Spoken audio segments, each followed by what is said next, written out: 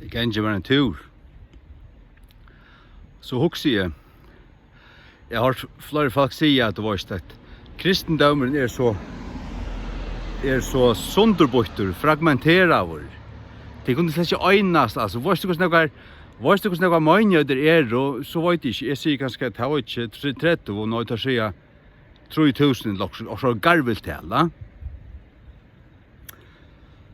Og det brukar man som et argument mot kristendommen til at vi ikke kunne øynast og bare klandrast så da. Passar nu til. Jeg får huske om det at ja, altså, hvis man får flokka det sunter, til nekvar kvidsundkirker, til nekvar baptistkirker, til nekvar lutheranska kirker, eller reformationskirker. Hvis du tar alle reformationskirkene under 8, så det lutherska kyrkjan, anglikanska kyrkjan og kanskje akkurat kalvinistisk og sånt.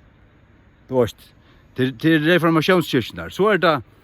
Så er det fram og 1600-tallet, så er det vekingarrørsler. Her vet jeg heimamisjonen i Farjon, og i Bretland har vi metodister og annat, du vet. Hvis du så hikker etter og det står ut av høyla og ført at samanføya, eller øyna, her det du vet, det kunne godt være saman, men det er altså ikke saman.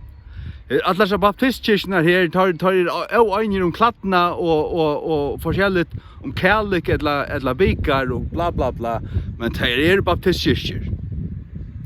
Du vet. Hvordan det har så haft, hvis du ordentlig har fått flokka det sunter? Jeg råkner til ikke mer enn 5 større flokkar. Og så kan jeg ikke langt, så også 5. Ja, hva sier Jesus? Hvordan det stjøtner hever han i sin høyre hånd? Han er tjei. Tjei kyrkjer. Det er altså at i hans egen trygg vi tog til flokkast egentlig og tjei. Men kyrkjan tjei kyrkjer? Nå, kyrkjan er øyn. Det er lika om Jesu Kristus. Det er kyrkja hansara, som fyllest av hånden og som fyller alt i ødlun. Han er okkara hødd. Det er alt det frelstu. Det er altså kulten er fatt utanfyrir.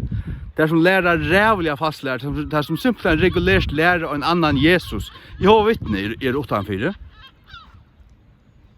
Jeg tror at det står det høylige katolska kyrkjan utanfyrir. Det er ikke her vi sagt at ankra katolska kyrkja kanskje kunne være som så i orden. Han kan finnes frelst folk, men var det ordentlig rastkikka, så slapp det seg ut, lukka som alle reformatørene gjør det. Det kunne ikke være her. Så tid som spottar vi oss her, jeg sier at det er så rævlig nekva kyrkjer, og tid øynast ikke, det passer i høvers. Det er egentlig tjei, det har alltid vært tjei. Og det har vært omgang til morgen tjei. Og kom for fylking, så skulle du se at Jesu likam er 8. Så hadde vi steg saman, til sånn og hadde du varst hver annan, og elska hver annan, og alt dette her. Og hust hver nøren, hvis det var ordentlig forfylking, så at vi blev dripen og sånt. Det er det du sier. Så, og til at anker du møgnjøyder færa sunter og årsaka luttlen tingkon, til vi først best. Også til at det kan være til møgnjøyden så stor, og eller til at vi opplever oss som 2 balkar, ja, og vi øynast ikke vel. Jeg lette oss så færa kursen vi. Hadde sørste i gjerningen av apostlene, mellom Paulus og Silas. At det kom strøyter av mellom og til færa kursen vi. Og bare mer frukt sunter enn hva det hadde gjort sammen, så at det var alt finnast ordan. Vi kvart det bare i finnast ordan, men et satt godsbaden til det ser en annan frelstan, om der tatter, om der tåsan eksamen og sånt, og hjertan sier det, hatt en brauer, han elsker, og så videre.